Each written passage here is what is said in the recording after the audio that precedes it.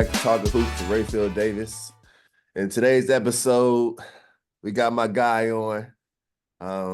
Big episode for me, somebody I watched grow through college hoop and is now probably one of the better, not probably, is one of the better younger coaches, assistants, developers, recruiters, whatever you want to call them in the business. I mean, whatever you want your title to be, Grady, it is what it is. I say Grady Eifert, as I just mentioned his name, is one of the best Boilermakers, one of the most underrated Boilermakers to come through. Because I tell people all the time that the 2019 team, the 2019 team does not go to the Elite Eight without Grady Eifert. Carson is great. Like, Carson was cold, obviously, whatever. Ryan Klein was, he had his Tennessee games. He was who he was. But the team don't coexist. The guys don't get along. Guys don't work as hard. Guys don't know the standard if it isn't for guys like Grady Eifert. And a true baby Boiler, like he was just talking before, and that's where I want to start. His father won a Big Ten championship at Purdue. Grady ended up walking on at Purdue, earning a scholarship at Purdue, spent his freshman season as all-time defense at Purdue. Ended up being the most efficient player in college basketball by the time he left. And for no more intro, my guy Grady Eifert. What's up, Grady? How you doing? Good. I appreciate it. That's a heck of an introduction, and appreciate you having me on the pod. Hey, man, I never told you this, but you're one of my favorite Purdue players ever. So when you hear people say that, because I'm not the only person that feel that way. I've heard kids say it. I've heard adults say, alum, whatever. When you understand that you walked on a team, no hopes, no high hopes, whatever. I remember the first day you did want to play one-on-one and crushed those dreams early. And then you leave the program and people are saying you one of their favorite players ever play there. What's that mean to you? Somebody that grew up watching the program. No, I mean it means a lot. Coming from former players or alums or just fans in general, like that means a lot. And hopefully it's just through my actions and stuff I did on and off the court. And I just tried to put 100% into it every time I was out there. So I think people can relate to that, whether it's in their work life or whatever it may be. But as soon as I got on the lines, like it was full go. Never took a play off, and just try to be there for my teammates. Dog was guarding Biggie, they guarded Isaac, they guarded AJ, back to back to back. They had to do transition shooting threes. I don't know if it was guarded. It was attempted. I don't know if it was much guarding going on. But I gotta ask you this. Looking back at those times when you would lead those practices, when you was going back to the dorm as a freshman, did you feel like you could play at the level, or did you feel like this is too much for me? No, I knew I could like compete physically with them. I mean, yeah, I'm going to be undersized, but I felt like I had other things that could kind of make up for that, and being able to shoot and stretch the floor a little bit along with mixing it up in there. Like I felt more comfortable guarding some of those bigger guys, um, rather than like being out on the perimeter sometimes and like having a mismatch and guarding like a super quick guard. So I'd rather be, just in there mixing it up and using different angles and my leverage of being able to guard some of those bigger guys. And I just always have had a knack just to like be around the ball. So I think that kind of helped me. But I mean, I didn't know after my freshman year, if we kept getting more and more McDonald's All-Americans or top 50 guys, it was going to be hard. But I knew each day I was getting better, and that's all I really was trying to do. That's all my dad told me to do, and my brother, like that's kind of your thing. You just try to get better each day and see where it kind of takes you. I got videos on my phone that pop up on Snapchat from like 10 o'clock at night on like a Tuesday in Grady Eifert in the gym trying to dunk. I the other day I sent it to Tommy Luke because I think he was trying to dunk the one day too, and he actually is pretty close. But I got a couple. I got a couple on the film. You put your time in. Yeah. No, you put your time in from the start to finish. I can remember you gravitating to me early and you just being in the gym working. And then Dakota, you get the crazy twitch from Dakota. And then y'all locked in. And then PJ, And like you said, and I think it's cool that once Paint realized what you was gonna be, he ain't try to recruit over you. You know what I'm saying? And then once y'all that season y'all went to the Elite Eight, y'all started out struggling. I don't know if it was like it was like some crazy, like 5-6 or some shit. It was 6-5, and actually I'll never forget this because it was after we played actually Notre Dame in the Crossroads and we got beat, and that's when we were 6-5, and like, you know, you're going through it at the time. Paint's on us in the locker room saying like things got to change around here, how we go about practice, basically everything. Like something's got to change, and we had a couple days, you know, the stories that you had to go through too. A couple days of practice where you had to lace them up, and it got real for a sec, and then we started to get a couple wins. And our biggest thing, we hadn't got a road win really, and then I think we went on the road and got a couple Big Ten road wins, and then like it just took off from there. Like our confidence shot up, and Travion he came off the bench and kind of gave us a lift and was being able to score for us. So he really helped us, I thought, too, kind of change the season for us because he gave us another option. Like outside of Carson and Klein, you know, you had Nogel, you had Matt, but we didn't have another like just someone we could get the ball to and get a bucket. So when we established that, I think that kind of changed the tides for us. And hey man, talk about road wins. Talk about change the tide for y'all. The Ohio State shot, the 3. Yeah. You hit game winners. And I know you don't want to just talk about you and Purdue, but you're one of my favorite players. So you hit the game winner. What's that like? Because that was a game y'all needed. You hitting game winners. You at the point not just for the season, but individually. Like you can remember your freshman year, how you used to feel. And now you're on the road at Ohio State knocking down threes. What was those moments like? When you look back to your senior year, you look back to you shot 50 you shot 50 from the field. And you shot 43 from 3. Hey, like Payne gave me the recipe. Just shoot open ones. That's all you need to do. like that, when you go back to that year, like what you take most away from that year? Like what was your if you had to look back on it maybe from 20 years from now or whatever, what would you look back on it and think? I mean, just how our team came together, really. Like everybody kind of fell into place throughout the season, and it wasn't easy to get it started. But like you said, as the season went on, guys started to find their roles, and everybody kind of had different things they brought to the table. Like, Joe was a defender, but also, you know, could be a mismatch for us. And then you had Matt Harms, who's shot blocker, could score it in the post, catch lobs, you know, was great at slipping.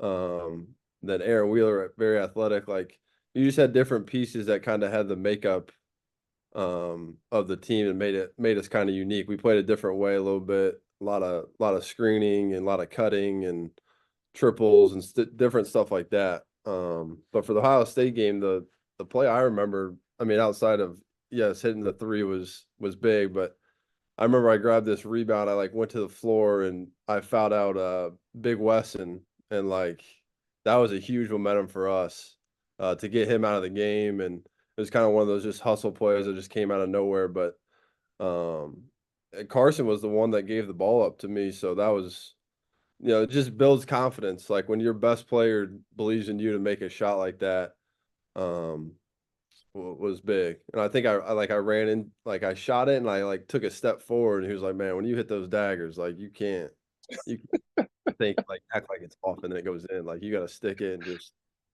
have like a You little got celebration after." I'm like, I haven't done this a whole lot, so. No, that's what's up. My guy goes from my guys won two Big Ten tournament. I mean, 2 Big Ten championships. That's hard. That's crazy. You think about it, probably one of the Grady Klein. You gotta give my guy Grant some love. Yeah. Probably one of the better freshman classes to come through Purdue, obviously, which I was able to do, get into Elite Eight. Just kind of, you ain't see a bad year at Purdue. I mean, I think that's crazy. Like that's tight. And then obviously you go on to do what you're doing now, coaching and whatnot. But one more thing on Purdue is before we get to Notre Dame, because now, I mean, you look at it now and kind of it's coming full circle, because now we were talking about it a little bit before, but Marcus Burton, family member of Brandon Knight from Purdue. A guy used to watch me. You were coming up because you were a guy that was you weren't like me. You weren't like a guy that just had to wait for Purdue to call that you really kind of get interested. Like you was balling early, and now you coaching family members of legends. You know what I mean? But when you see Purdue go off on the run they had this year, they get to a Final Four. I saw you there. You like you was having fun. I was jealous. All the guys is down in Phoenix. What that mean to you? Yeah, I mean, that's just something.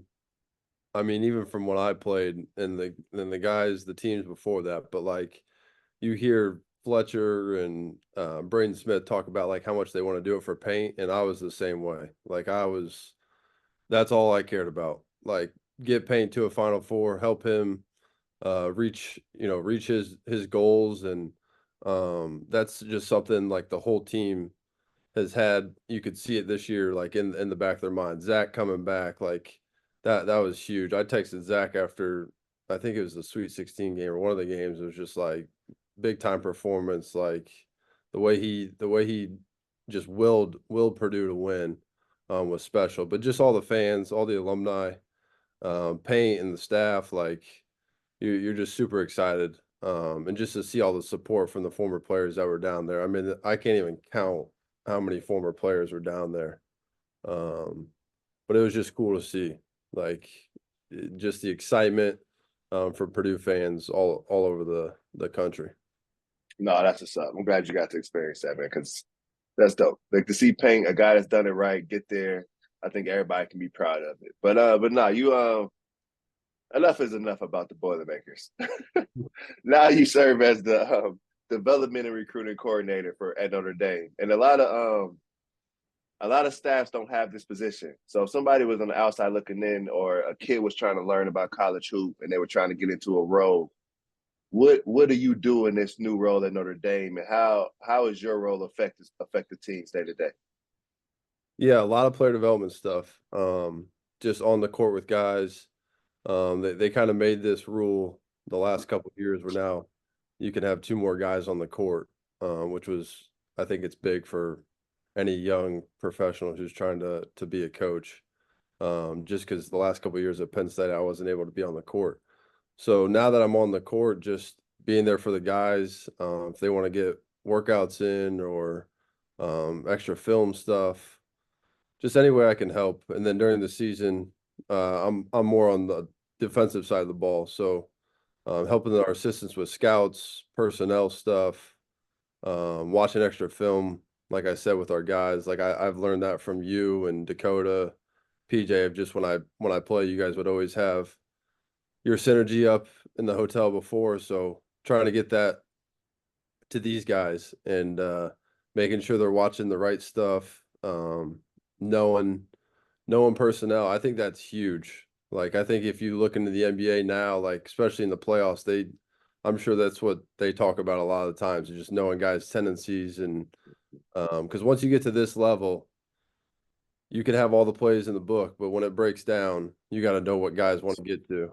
So for me, that's what I try to help our guys with. Um and then just anything, I mean, like you said earlier, just anything I can help with around the office when guys get on campus, taking them on tours, showing them the locker room, different things. I mean, the whole staff's on full hands on deck. So just trying to help with that stuff. When I think about you and playing to where you GA to where you're going off to Penn State to where you are now at Notre Dame, the guys you've been around, I just thought about this. You've been around some hoopers. So I'm Yeah. just giving you a random question. This is just random. This is, you know how things can get with me. King of the court. You go on a 5. All ones, no threes. Marcus Burton, Jalen Pickett, Carson Edwards. I'm going those 3. Who win? It's all ones. All ones. I think Going it's to got 5. 8, but you got 3 dribble limit. okay, because that kind of hurts Pickett because he's Yeah. going booty ball, and if he's got more than 3 dribbles, It's my favorite time. tough. I'll have to rock with Marcus because I'm with him right now. Marcus can hoop though. Marcus got I game. I know. like Marcus. I like Marcus tough, bro. Marcus ain't scared. What you learned about Marcus his freshman year? If you had twos involved or like threes, I might go with Carson just from his shooting ability. But I feel that. mid range game, I Marcus, like Marcus. Marcus is a bucket, bro. I remember Marcus' cousin, one of his cousins. I don't know if it's his blood cousin or if it's like his, neighborhood friend cousin, whatever. But he got a guy in Fort Wayne, and since Marcus been like in 8th grade, he's been putting up like the Facebook clips, like the LA. Like he was like a little bitty boy. He like, oh yeah, he gonna be the best player in Indiana his senior year, and we like, because we know this dude, so we like, all right, whatever. And then next thing you know, you see the growth, but you still don't. I think at one point because I can remember talking to him. Like it was Miami of Ohio that was on him tough, and like nobody really else really high major. And then y'all came in, and then I mean, Yeah, one of the best freshmen in the country. What was it about him? And then what did you see this season? yeah, just his relentlessness. Like he's got a chip on his shoulder. He's in attack mode at all times. Like that was something I think him and Carson have a similar ability where like as soon as the game starts, like no, we're not easing into this. Like we're trying to I get feel that. busy and we're gonna put pressure on the defense right away. And defensively, he can pick you up. He's strong in the post. Like guys try to like take him down the post and he's just strong and he'll wall you up and like we'll stay at home when he's got a guy in the post. Like we fully trusted him. And then just going throughout the season, like he had ups and downs, but that's how any freshman's gonna be. But just he stayed confident. He's trusted in us, and we certainly believe in him. So I think this next year he can make another big jump. He's only getting more and more confident, but also still has that chip on his shoulder because I think he knows how he was so overlooked, and that's kind of what has got him rookie of the year was just having that constant pursuit of trying to be great. And not even just Marcus, but another freshman y'all had that I've been not even hearing about, but seeing since he was a little boy is Braden. We were like a freshman. I was a freshman at Purdue when Shoes was coaching. And so I don't know how old Braden would have been, probably like elementary school, but he was like probably not exactly, but probably like the 3rd grader playing with the 5th graders. You get what I'm saying? So we saw, like, I remember Jay Simpson being like, hey, Shrews' son gonna be cold as hell. And now here he is at Notre Dame, and like you said, and I like how he grew into the season. Like he didn't start out nothing handed to him. And where did you kind of see his growth, and how did he affect y'all? How do you see him growing into his sophomore season? Yeah, I mean, no one works harder than that kid. Like Mm, that right off the bat sticks out. Like that's he's tough. constantly in the gym. Like you almost got to tell him just like just relax for a day. But That's tight. no, That's tight. I mean, he started off the season struggled a little bit, but we knew like he was killing in practice and like he kept putting in the work regardless of how games were going, and you just knew it was a matter of time before he started to take off and shot like I think over 45% from three in Mm, ACC play. So his work ethic and like he's been able to see. I mean, we saw him when I was at Purdue. He was a freshman just coming in, just seeing his body translate or mm, transform. The work he's put in the weight room and not just on the court, he's done it in both sides of it. Has been huge for him. And like he's seen the Jalen Browns, the Jason Tatums, and how they work, and facts. like that's all he wants to do, man. That's all Mm. he's just trying to get to the league and be a great player for us, but like he knows what it takes. Like there's no surprises on like, hey, you got to do this, you got to no, he knows like and he wants to be that. So it's great to have those two young guys kind of leading the way in terms of like their actions because like Oh, yeah. the shots, they might take a few more shots at our guys, but they're in the gym more than other guys, and so that kind of speaks for itself. And in a way, they old school type of guys. Like when I hear like Marcus's former coaches talks about him and his loyalty to Notre Dame and Shrews and when I hear players talking that fast, when I hear coaches of players talking that fashion that the player still feels that way in today's game, that's not normal. I had a guy hit me yesterday. Telling me that, I mean, he got a guy in the, you know what I mean? So, I mean, the movement in college basketball is just different now. It's just, it's unhinged, it's bad. And then when you see guys like Marcus being the guy that was rookie of the year in the league and going to test the waters, but still having a strong commitment to coach. And then obviously Braden still put in the work. And I always tell people, like I always say, guards make you go. Like that's why I'm so, when I talk to people, I'm so high on the future of Notre Dame is because you look at sophomore guards around the country going into their sophomore season, I stack those two with any backcourt. You know what I mean? So I'm heavily excited. When you look at college basketball now from when you came up and you were looking at being recruited, or you looking at schools, or you even came into Purdue and you saw how Purdue recruited, what's changed from a player's aspect? Because I know we all know the NIL has changed a little bit and the transfer portal, but you're actually in it now. You were in it then. How do you see it? Yeah, I mean, there's always been people like other people involved with the recruiting side of it, but now you still have you got the agents and you got to go through them sometimes, and which is okay. It's just there's more people involved with it, and you recruit through the agent now. I mean, everybody you can.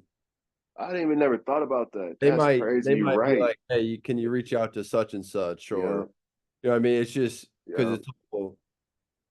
it's it's just different in that terms, but I mean those might be more rare cases, but um overall, just like right when the season's done, I think this is the biggest thing that's changed. Like you knew exactly who was kind of on your team coming back from the Right. year Right. before. Like you knew who your kind of core pieces were. There might be one or two like changes here and there, but man, right after the season, it's full go again. Like you're trying to figure out maybe who's leaving, who's getting in the portal, like what's your roster going to look like. There's some teams that had, I mean, last year when we came in here there was 3 guys on our roster, so Damn. it's just the constant turnover. I think would be the biggest adjustment, I would say. Like if you look back 4 or 5 years ago, like I mean when I came in as a freshman, for the most part I played with the same guys 2-3 years down the road. Where nowadays you might play, like when a coach says this is our last hurrah with our team, like it, like for this season, it really means because you never know what kids are gonna do. So Is that, do you, I got, and this, I asked Pink this before. Are you guys as a staff, are you worried about that through the year? Are you trying to recruit guys through the year? Or is it just like, we just hooping, man? At the end of the year, it is what it is. yeah, I mean you're just like you got so many more important things going on. Like you're trying to win the next game, and I think if you kind of get caught up with some of that other stuff, then you can start to slip with your preparation on the court, off the court. Like you're busy enough doing scouts and preparing for practices and like how do we make our team now better? Like we're trying to win every game. So Mm. I think we try to keep our focus in that area, which I Makes think sense. is I know kind of the way Shrews. to go about it. Yeah, me too. And I know Shrews. Shrews probably just don't care. Like, you leave, you leave. You stay, you stay. Like, I could say you can't. Like, bro, who Yeah. you got? Like, You're because you giving you're got, giving the film you're giving the film to him on the plane ride home, like he's preparing for the next game, and like yeah. it's full go. So Because I know I heard like some coaches like doing check-ins with guys and like all types of stuff, and I'm just like, I don't. But yeah, to each his own. And like for you, because you with Shrews, and Shrews is my guy. Shrews is one of my favorite, not coaches, but Shrews is one of my favorite people. Like known him since I was in high school, whatever. Since he got to Purdue or whatever, and then when he left after my freshman season, went to Celtics, and like even when he was gone with the Celtics and we sucked, he's still reaching out. even when I leave Purdue, he's still with the Celtics. I remember there's a time where I moved to Atlanta. Shrews left me tickets at the Hawks game. Like I got to take my now wife, like impressed her. We got good seats. Oh Like yeah. what? She thought I was somebody. But no, for you, like I got it's a two-part question is when did you know you wanted to go into coaching? And how did you make this decision to leave with Shrews and go off to Penn State? Yeah, so after I got done playing, I didn't know if I wanted to go overseas. I didn't know if I wanted to stay in basketball, do a GA type thing. I kind of wasn't unsure. I was kind of unsure. So I talked to Payne, and he just said, "Hey, look, do the GA thing for a couple years, and it's a 2-year program, and you can kind of reassess after that." And after my first year of being a GA, I fell in love with it and kind of Mm, knew that's what I wanted to do. That was going to be the it's avenue tough. I was going to take, and I didn't know if it was going to be the college, try to go up to the NBA. I knew I wanted to stay in sports, and I knew basketball, having that in my life, the competitiveness, the being with a group of guys, preparing and trying to win, going to the Final Four, like that's where I want to go. So just the competitiveness of it, like it's hard to turn it off. Uh, Mm-hmm. and then just helping guys, like I've always said this, like having the success, I was fortunate enough to play with guys like you and be on good rosters and good teams. And now I just want that for the guys that are playing here and the future of my coaching career. Like I want them to experience those same kind of experiences that I had. So I think Hey, bro, that's when you talk about guys you play with, don't listen to me first. Don't do that. Don't do that to you. Don't do that to your career. like Carson, Klein, Dakota, Dakota, shout out, PJ, Biggie, You AJ. play with some dog, man. You had a really bro. Hey, you did play with a really good team, man. You know success, like you know what it takes you know what it takes to win at this level. So even when I hear like I talk to like I'm talking to Miles Dredd, and he talking about Coach Grady Eifert, and I'm like, this can't be the Grady Eifert I knew as a freshman. Like I'm a this long can't be way. the Glob.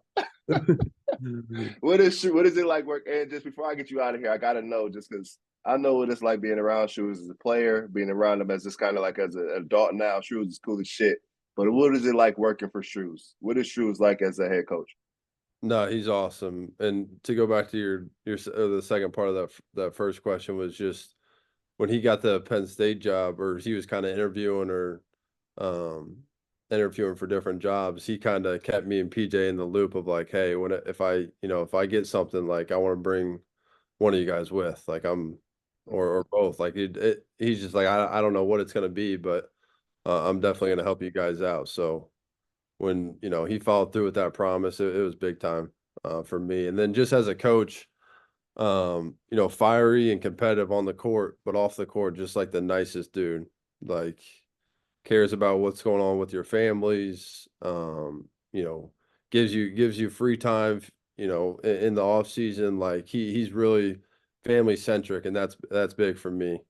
Coming from a big That's true. family and just super supportive, and you can kind of go to him about anything. He listens to you.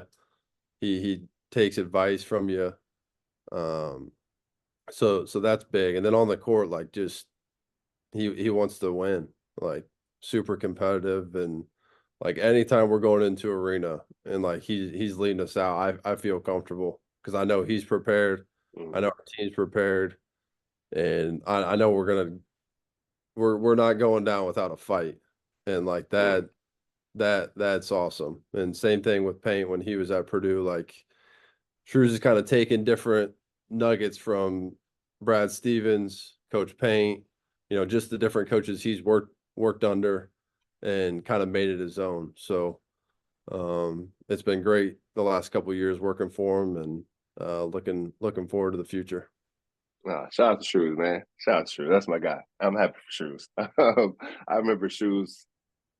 Shrews like feel it. Like Shrews get it. Like he care. Like so I was trying to tell dudes in the green room, like they don't be understanding. Like Shrews care. Yeah, I remember he Shoes, wants the best. He wants the best. like Shoes and sent me a text at like 7 a.m. about some stuff I'd have said on the TV or somebody I was with on the TV. Like Shoes is in tune. But before I get you out of here, Grady, I gotta ask you, for all the Purdue fans out there, for all my Boilermakers, you watched Purdue since you was a little kid. You just mentioned how when you started watching, obviously you go back to when your dad played, and you know guys, so you know the history of it. I need two different teams from you. I need an all-time Purdue top five. And no, that's all I need. I need all-time Purdue top five. Guys I play with or just in general? Ooh, I need two teams from you. I need all-time top five of all time. And then I need five guys that you played with. You had to make a five. And the five gotta win a game. What do you mean? Like Like it's y'all gotta be cohesive. oh, I got Like you. It can't just be like like you gotta win and like, can't just hate each other. And I'm gonna go with obviously Zach, big dog.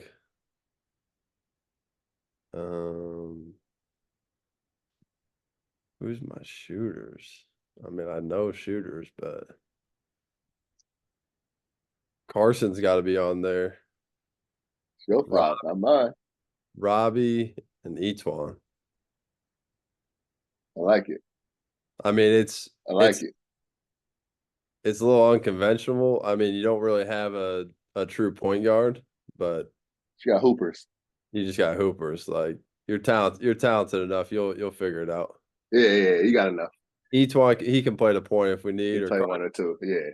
and then you got Robbie and Big Dog and Zach. Like people already got enough problems with Zach, so it The doesn't big really dog matter. can play the 3 and the 4. They can Yeah, switch. yeah. I like Jawan too, because Jawan could guard. I Yeah, haven't heard too many people put Rob and Big Dog on the same team, but when you yeah, but think about it, Big Dog do play the 3. yeah, and Yeah, Robbie, Rob played the 3 and the 4. yeah, Yeah. I guess you could have them both. I never even thought about it because you just interchange. And defensively, Big Dog guard 3. yeah. No problem. Yeah. Okay. All right. Okay. Give me 5 that you play with. Can't be generic. Everybody's gonna have the same five. That's a little outside the box for you. But I got a good question about this next one too. Give me the 5 that you play with. the five that I play with, let's see here. I'll go PJ at my one because we need someone. He can run. He's gonna be able to run the team. He can make open threes. He doesn't need to take a ton of shots to be effective either. So I'm gonna go PJ at the one. I'm gonna go Dakota at the two. Carson at the two, Dakota at the three. And then I'm gonna go. I mean, I go a couple different ways. I could go Biggie at the four and AJ at the five. Mm.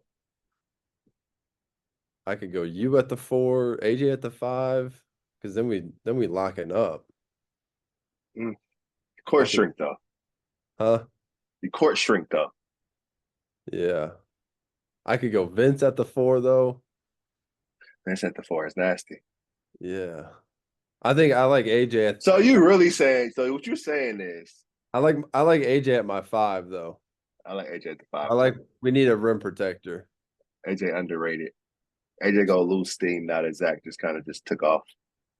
People gonna forget about AJ. But so you say, let me say this. You played on one of the last question I got you. I'll get you out of here. I've been holding you hostage. Or Travion. I mean, you go Travion at the five too, and you can Got you pass. had young Travion. Yeah. So Yeah, you play with some good teams. You play with can- everybody. That's crazy. And you only played 4 years. You only played 4 years. You played with everybody. Yeah. That is crazy because you were. But then That's sick. I could go. No, it's too small. I was gonna say Ooh. Klein. I was gonna say Carson at the one.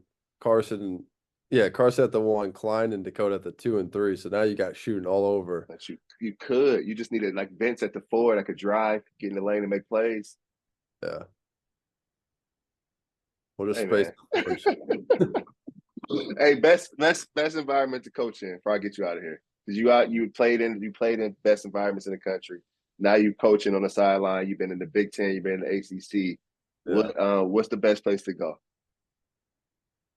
I thought, I mean, from this year, North Carolina, it was when they do like the I'm the Tar Heel video, and I mean, there's 19, I think it's like 19,000 like Mm-hmm.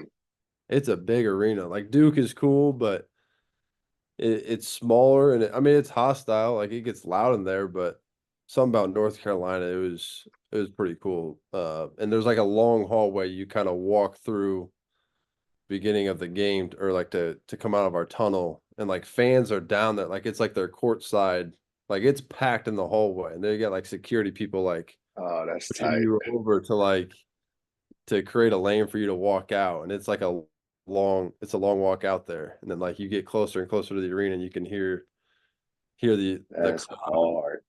That's hard. because I'm like I can only imagine when like Duke is here, like what's going on back. Yeah. They trying to punk you before the game. Yeah, like it's like it wasn't just a line to like get out to the game. Like it's a full on like 3 or 4 lane of people like walking to go get food or like coming in for the game. So That's crazy. I and never heard that it's before. pretty cool because when you get out of the bus, you kind of walk. They got it like sectioned off. I don't know if you've been there before the games, but Mm-mm. it's like a roped off area, and you go into the side door, but it's a little bit of a walk, and like the Cameron crazies are out there in line, like waiting to get in line. So That's crazy. I'm sure as you get better and better, you'll see people like I'm sure it's packed before the big game. So Yeah. I'm excited to get back there and get a win. Nah, that's tough. That's tough. Damn, that's tough, man. Grady, you gonna be one of those dudes, man. Damn, when you like 50, you gonna have all the stories. This shit is crazy. That's tight. I'm happy for you, man. From where you came in as a freshman to where you are now, and I see you during the games on ESPN, and I'm watching, and I see my guy. I am mad happy. I be telling everybody that that's gonna be the guy, and I can't wait to the day where it's you and PJ, y'all matching up, whether y'all head coaches or assistants or whatever y'all is, in national championships, Final Fours. I'm excited. I know Dakota gonna come along somewhere. I know he gonna when he done playing, he gonna get in the game somehow, some way. Like he gonna be one of those dudes that just get in because No doubt. he's gonna force his way in because he gonna want to. Yeah. So I'm excited for y'all. I'm geeked about it, and God, the game is in good hands because above all, like Grady to been able to relate to people. Like Grady is a guy that is in the locker room. He get everybody on the same page. He go hang out with this group, that group. He mix it up. I remember Grady getting haircuts with me by our barber, Oh God. getting parts. No, Big B always brings that up. That never happened, man. I still got the pictures in my phone. It's crazy. One day I'm gonna release you on PJ if y'all don't give me a job. But until next time, everybody out there, appreciate you sticking in with us. Boiler up, hammer down, all her Purdue. Talkin Hoops with Rapheal Davis. Another exciting season for Notre Dame coming up. One of the best backcourts in the country. I'm calling it early. 2 dudes that can just flat out score the ball. You get the right dudes around them. Notre Dame is off to the races. Until next time, we out.